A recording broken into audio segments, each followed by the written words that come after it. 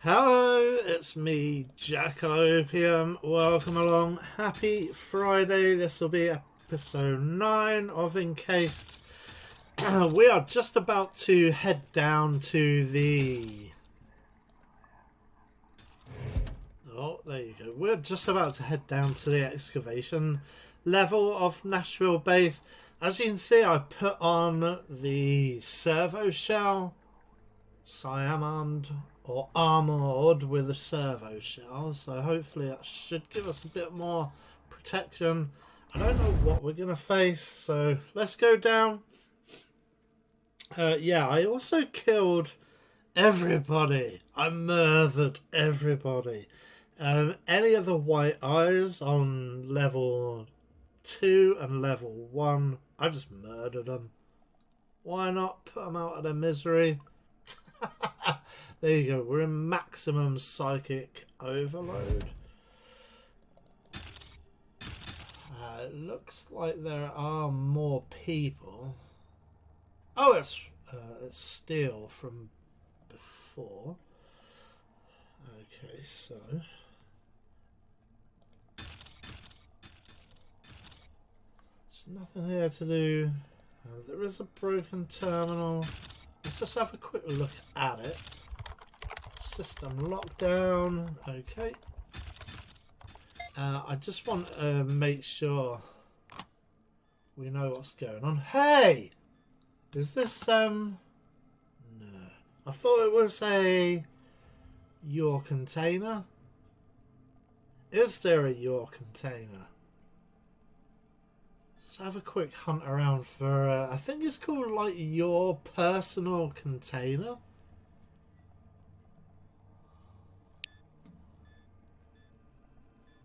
Yeah, there is nothing. I do want to... What happens if we look at this? The elevator is clumsily blocked. Looks like someone was hastily trying to protect Nashville employees from whatever is in that cave.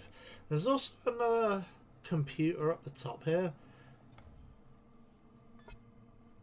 So do we check out the ring here? I mean, I think what we're gonna do is just very quickly unload a bunch of stuff.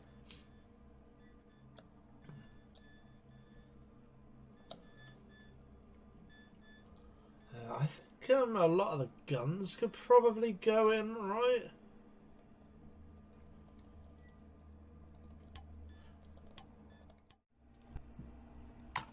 Okay, I've just about half my...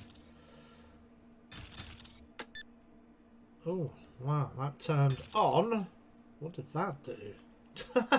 Scientific zone power circuit. Perhaps...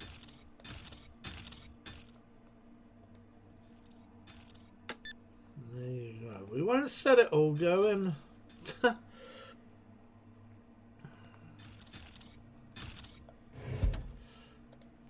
Now let's fill up with some more items of trash. So these are all TV sets. There's nothing else in here. Just a bunch of TVs. Now we'll leave the fourth one off.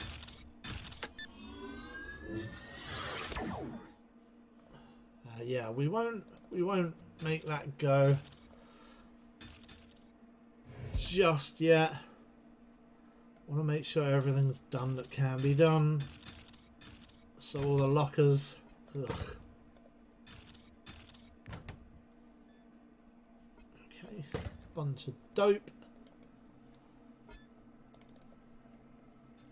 Yeah, excavation zone lighting control panel. Bunch more gubbins. There's two.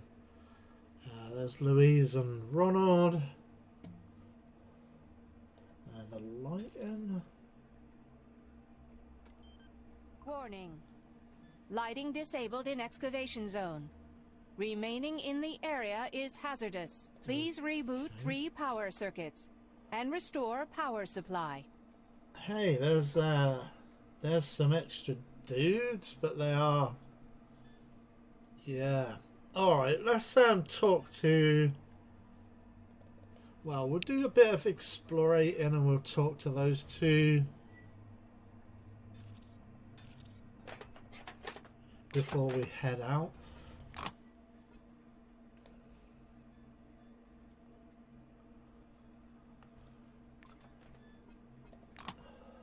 Do just want to take absolutely everything. Yep. Even the armored doors are unlocked. That's handy.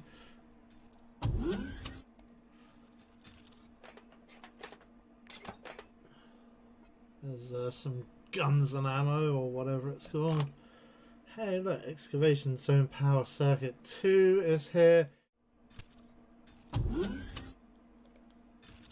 Just check off all of these terminals. Hey, that's quite nice. Yeah, nice. So we've got a better jacket. We've got like a space jacket. Admittedly, we can't see it because we're full of servo shell, but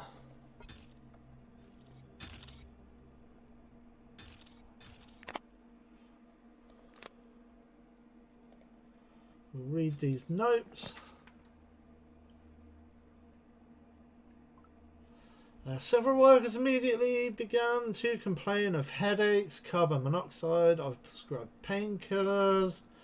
More of the same complaints. A couple of patients show obsessive behaviour, focusing on repetitive actions. Patients are becoming more aggressive. One even attacked my nurse. So I prescribed antipsychotics. Day 21, the final entry. And it says dairy, not diary. Yeah. Alright, I don't know if that's that is supposed to say that because they're all going mad, or maybe that is a mistake. I don't know. Patients are gradually calming down but remain disconnected from reality. Speech is incoherent. Their condition resembles catatonia, the band. Symptoms are now appearing in people not directly exposed to the excavation site. I intend to demand a quarantine. But I'm assuming he didn't get his quarantine. Okay, so we won't go outwards. Yeah, I mean there's still that one and the one in the room.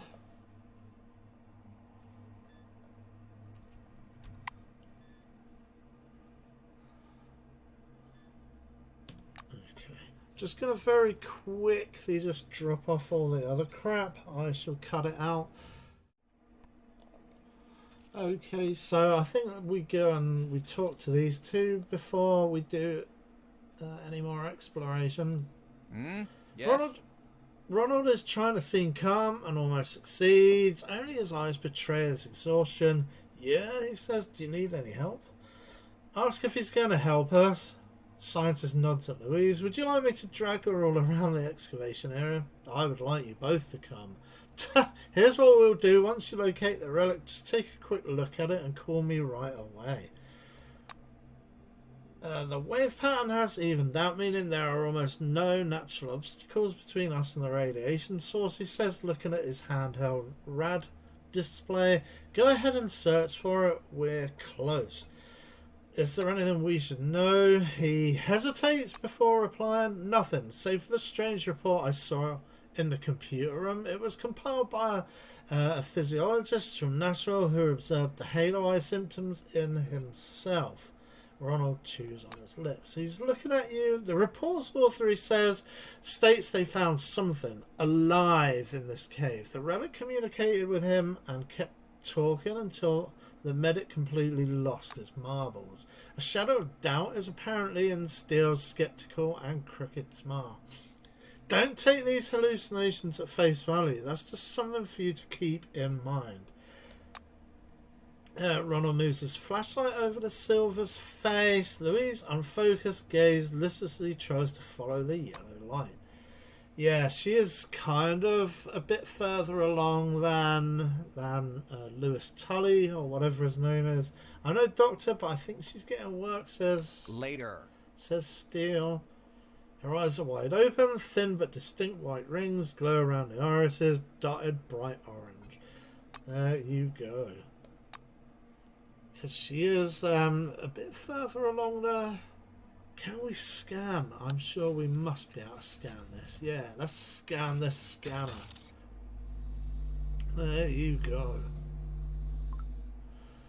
A bit more XP there. Anything else we can scan? Nope. Do we turn all this nonsense on? Let's turn this on. So we just need to turn on the final terminal. I've just quickly slipped into this servo shell off camera, so you might have seen something going a bit wrong there. Okay, I'm pretty sure that's the last one. So then this is going to hurt a little bit, I think. Enabling lighting in the excavation zone. Warning. Okay. Damage to power system detected. Power circuit. Start the emergency generator. No reboot required. Okay, I think that's it. I think that's everything. So then we need to do one final thing. We need to... I was just moving around the map, and that, I believe, is the generator. So we need to run there. I don't know if we will start taking damage. Hey, we're not taking damage. Or are we taking damage? We either are or aren't taking damage. I don't know. But there's some enemies as well. I don't know if... Yeah, we are taking some damage. So then we turn on the generator. And then I think we can just run. Let's hope we don't need a reload. See if we can make it across. I don't know.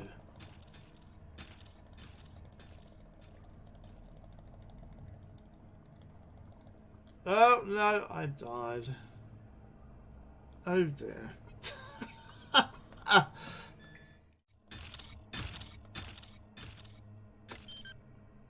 Right, so let's do that.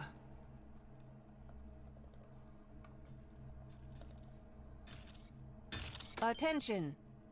Power so that's circuit telling us we don't on. need to do anything. No reboot required. So then we flip that switch, I think. Zone. Warning. Let's see what the quest log says. Restarting the power circuit did not yield the desired effect. The station's power grid was destroyed, but there is a backup generator in the cave and the lighting can be powered from it. Okay, so I think we need to head back and re-flick that switch after we flip the switch on the generator. So we'll run out to the generator.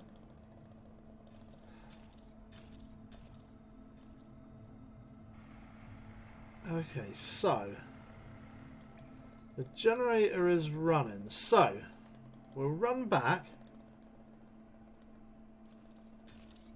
and attempt not to die. Okay, and then I think what we then do is then we try and flip the switch again. Lighting enabled. Have a nice day, employee. There you go. And then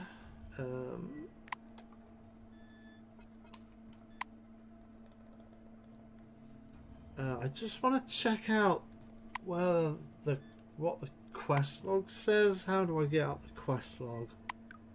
There you go. You managed to turn the searchlights in the excavation area. Now you can continue your search. Okay, now I'm hoping that won't kill me. Because, I mean, the malice was an impending sense of darkness, right?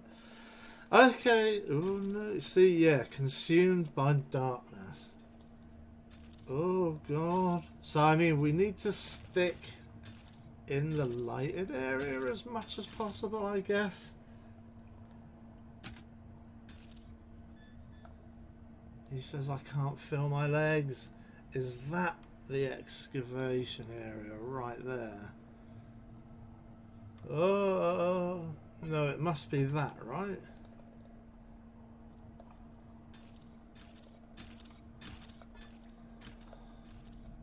Yeah, Nashville relic. There is nothing else to do. I don't know if this is anything. There is some kind of excavation equipment, so I don't know. Let's just touch it. What could possibly go wrong? I mean, we do have to scan it first, I think. We should scan it. And we can't. Looks like we can't scan anything.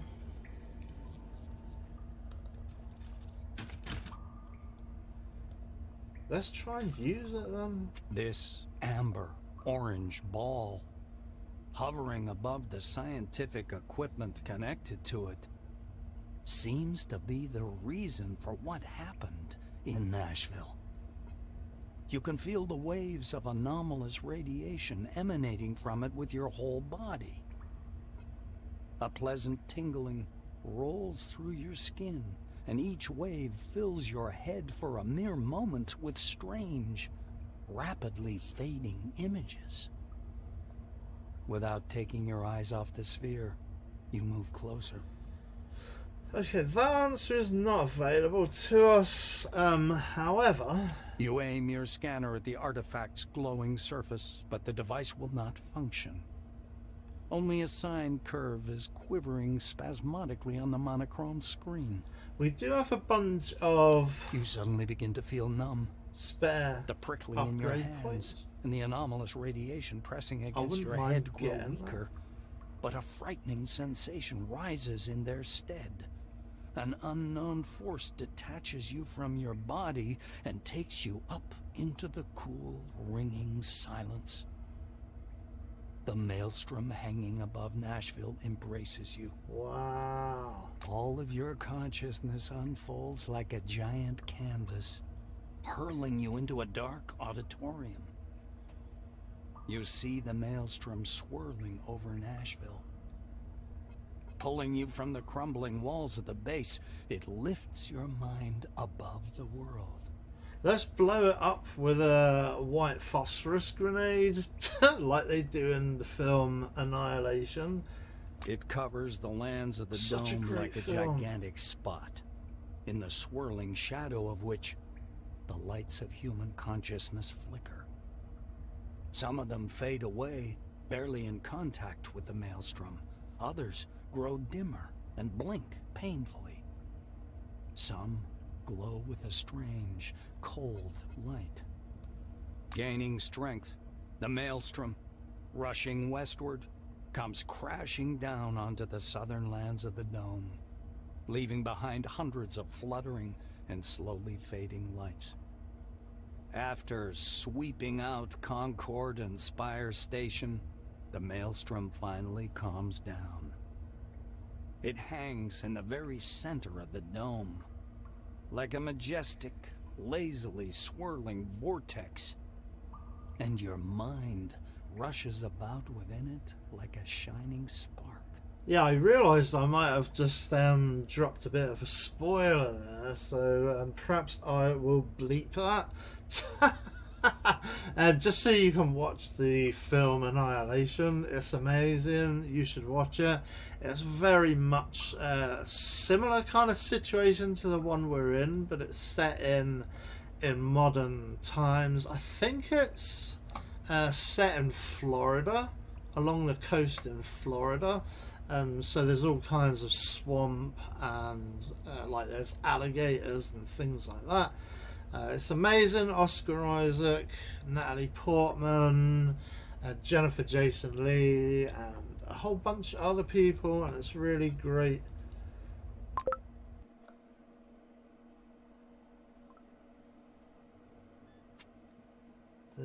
It takes you some time to realize that you're wandering through a farm. We're in an unknown place. Eventually, the dull, white nothingness begins to dissipate, slowly returning you to reality. A noise fills your ears, a rumble resembling the sound of waves rolling ashore. You step carefully through the white haze. Fragile bits of rock crackle under your feet. Vague shadows appear from the mist over your head. Breached concrete plate bristling with exposed armature. The dusty drill of an earth mover lying on its side. Yellowed documents, boxes. Crushed steel closets that tumbled down through gaps in the floor. There you go. Some kind of wrecked up building. It sounds the space like... beneath your feet resembles thick but perfectly transparent ice. A vortex of clouds spins slowly Maybe below it's a the lighthouse. lights still flickering. They're the same lights you saw when you first touched the sphere. The lights are actively moving, wandering. I don't think that's a spoiler. Iridescent. They form both small and large groups, and the desert far below changes following their pattern. Settlements appear in the north, in the east, in the west, and even in the dull yellow barrens of the south. They grow right before your eyes, as if time were moving ahead at incredible speed. There you go. We are now above the dome, maybe? I don't think we're dying, but we are joined to Aaron Melville, Clara Morgan, Tim Ginsberg, and Ronald Steele. Greetings. Steele's face, wise, confident, and focused as ever, seems to be lit by the screen of an invisible computer. He looks up at you and a smile appears on his lips. You, he says, wow, this is amusing. I was certain you were dead. He walks up and touches you with his palm, but you feel nothing. Ronald looks disappointed. His uncertain gestures suggest he feels nothing, just like you. What was I hoping for anyway, he says. Steele looks you in the eye and then continues, do you know how unreal it was to survive and keep my sanity with all the psychic stress Maelstrom was generating? A lot of people lost their minds. That was what we saw here and what happened after Ankara and the west side of the dome. I'm locked inside my head right now. From my perspective, it looks like the computer room where Louise locked me in. How ironic. Yeah, and Louise isn't here with us, I presume, because she's maybe already been lost to the void. Who knows? Let's talk to Tim Ginsberg. Those glasses will fry up your brains right quick. He points at his head with an awkward laugh. Ask what crap he's talking about. Ginsberg passes a hand before his face. Have you gone nuts, or is it just me? I just said the glasses. The glasses, he repeats. The church sells this crap. Okay, we've got something we can highlight here. He's talking about church teleglasses, an electronic augmented reality device developed by technologists of the Church of Maelstrom.